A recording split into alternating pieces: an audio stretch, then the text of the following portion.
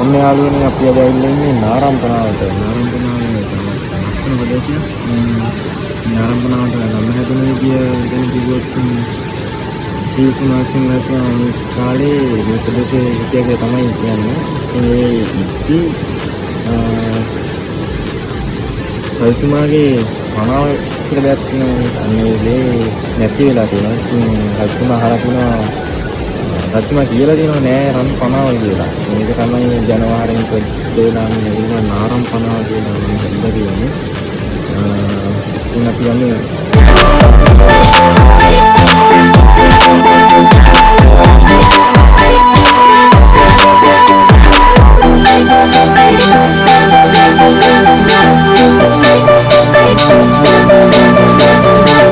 දැනම් පොඩ්ඩක්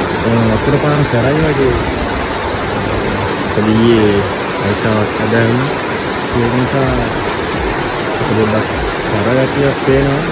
මොනවුනත් ඉන්න අපි අතාරින්නේ වැඩි ඒක තමයි ලස්සන වෙලක් අතුර සෙටරේ කවරක් තියෙනවා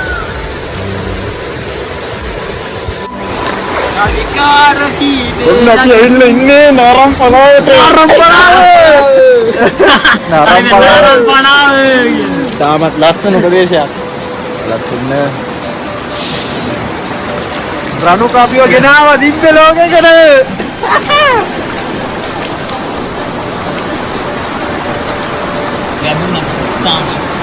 නාරම් පනාවට නම හැදුණුද කියන්කල නාරම් පනා දේශයක් යනවා නාරම් කෙරේ සීන් එකක් තියෙනවා ඊරික්කම නාසින් රතුවා ඕන ඇදුනේ කොහොමද ඇදුනේ මේ මහන් බහින්න හිටපන් බඩ ඔය පේන්න මේක බොනාම අම්මෝ සීතල මෙතන අපි බෙල්ල ළඟට වතුර තියෙනවා බෙල්ල ළඟට වතුර තියෙනවා අපි කියලා මේ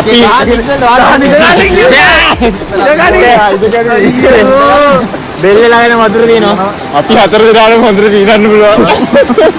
ඔයාලට ඒක ළඟදීන් බලා ගන්න පුළුවන් අපි බෙල්ල ගාවට වතුර තියෙනවා බලන්න මෙතන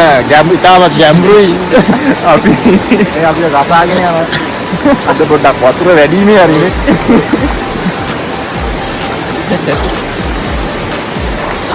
අවට පයිසරේ උනත් බලහන්කනේ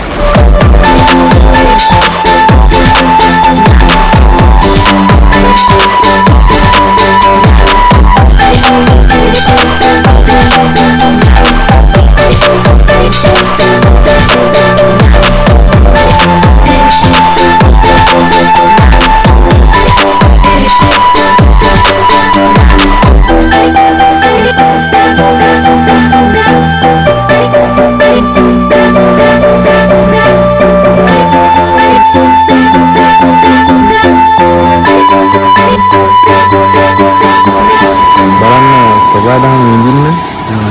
හැමතැනම ඇවිදින්න ඒක තමයි ඔයාලට කියන්න තියෙන්නේ ඒ වගේම